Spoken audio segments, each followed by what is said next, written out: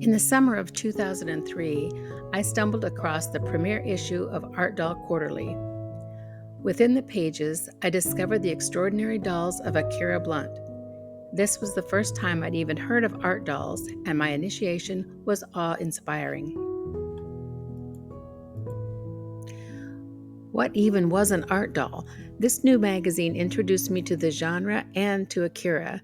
The dolls on the opening page further enticed me to learn more about her. By the way, I have every single issue of Art Doll Quarterly, which is where I made photos of the actual spread. With each turn of the page, I couldn't help but be transfixed. The detail, the materials, and the faces, incredible. Not only did I absorb every photo, I devoured the story. I needed to know more about this artist and her art. Not only were there 10 whole pages devoted to Akira, but the photos were large, beautiful, and artistically done, not just snapshots. When I started making my own dolls and taking my own photos, I looked to Akira's images, which were taken by her husband Larry, for my guidance and inspiration. I finished the article and I was so inspired, I got online immediately and found that Akira would be teaching in North Carolina 6 months out. It didn't matter that I lived in Iowa, I was going. This is just a sampling of Akira's work. In case you've never seen any of it before, revisiting her website, I decided I need to go back and study her work again. There is so much to see. She was continually evolving, and you can see her evolution through the galleries.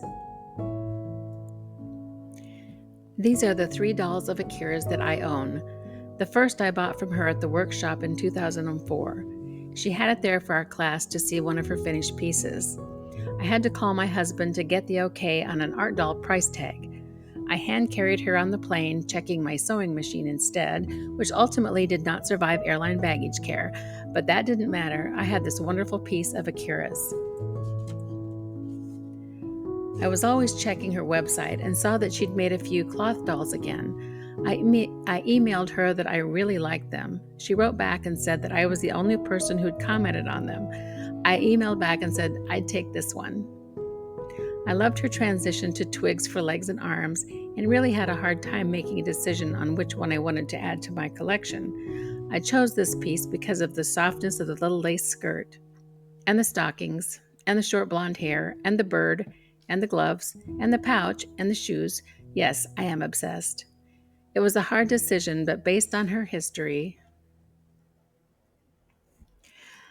this doll stays with me.